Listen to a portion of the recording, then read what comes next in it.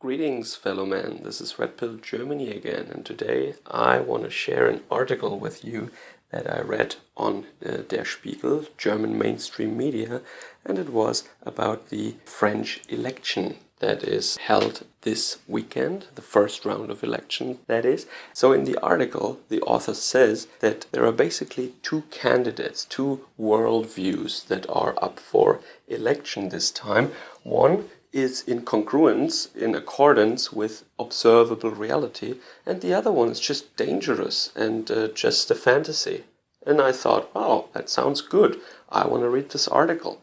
I was surprised, well, not really surprised, of course, to find out that the author means that Macron's views, the clean, centrist, socialist establishment candidate, is the one with the worldview that is actually in accordance with observable reality and realistic and sound and reasonable, whereas Marine Le Pen is only presenting the people with a fantasy view, only spewing lies and right-wing propaganda, whereas everything is all right in France. You know, the article goes on to say that in the inner cities and in Paris, everything is really okay.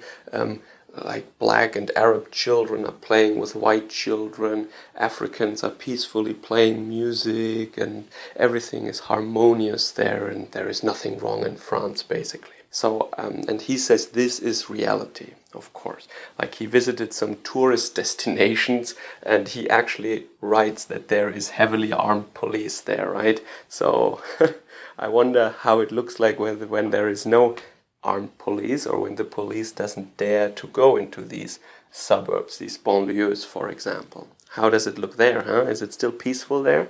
Are not Jews, for example, leaving France in alarmingly high numbers?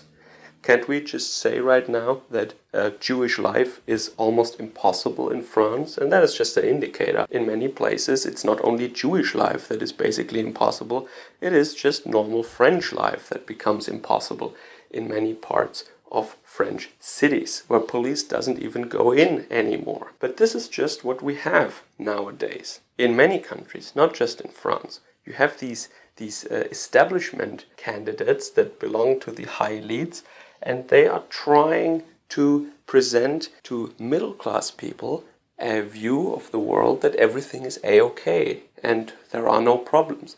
The only people that really have to suffer the consequences from the import of lots of non-European migrants, for example, and this is just one topic, are the working class. The working class suffers the consequences. Their wages are inflated.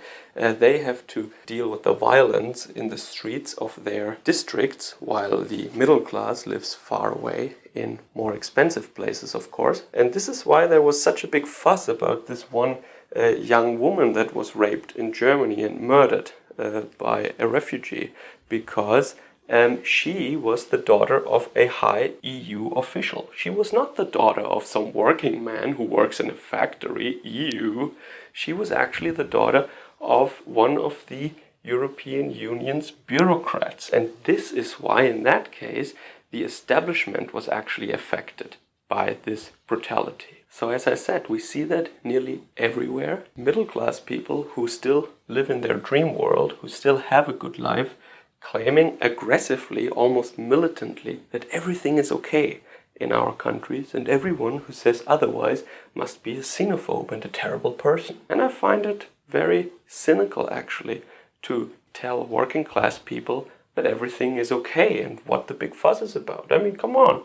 Your daughter just got raped. Hey, you can make more daughters anytime, right? So I could imagine, for example, that Marine Le Pen does very well in today's first round, but to all of you guys who think that she has a chance at actually becoming the president, I mean, I would really welcome that, actually, even as a German. And I know that Macron would, for us Germans, be a much easier partner than Le Pen. The same it was with Trump, but still, you know, it's not easy, but I know that it's the best way. Yeah. So I would actually like Le Pen to become president. And I'm not an expert on the French Republic and the political system, but I know as much as, and please some of my French listeners might correct me here, the system with the 2 rounds is so that, for example, in the first round, a more radical candidate might do well, left or right, doesn't matter, but then in the second round, there would then be a big coalition of the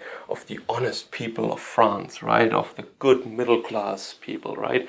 And they, the more left or conservative leaning or centrist people, they would all basically vote for the quote-unquote reasonable, good candidate, who looks nice in a good suit, who comes from a respectable family and who doesn't have any threatening or radical ideas, right? And this would, in this case, of course, be Macron. Yeah, right, of course. So in the second round, I think he would probably get 60% of the votes. So I'm not really getting my hopes up here, but who knows? Maybe the people of Gaul can surprise us. So if France would really leave the European Union, for example, or go back to the franc or close its borders or something like that, that would be disruptive, of course. It would hurt us in the short term, but I think it would help us prevent a bigger disaster in the future. And this is one of the big topics of my channel, right? That we must take measures that might be inconvenient in the here and now or seem difficult. But I see a big danger on the horizon, like some other people do too, and I wish to prevent that. That would be, for example, another fascist dictatorship or a big economic collapse of Europe as a whole, and probably civil war that goes along with it then. But I'm pretty black-pilled about this election because I think that Macron can still gain the votes of all those people who live in areas that are yet unaffected by these negative impacts of the policies of the recent decades, and they are in that bubble where they think life is still okay, like in small towns maybe, but they don't have to live in Lyon or Marseille or in suburbs of Paris. So they don't see the problem and they don't want to see it, and they don't have this sense of urgency or this realization that the problem is not at their doorstep yet, but in just a couple of years it could be, and then it might be too late to turn it around.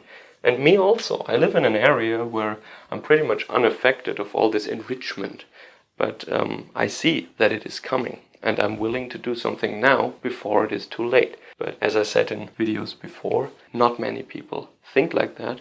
Most people say everything is okay now, so why change anything? So I'm curious and I'm awaiting the results that might be coming in this evening. Yeah, enjoy the rest of your Sunday. Servus, Kameraden.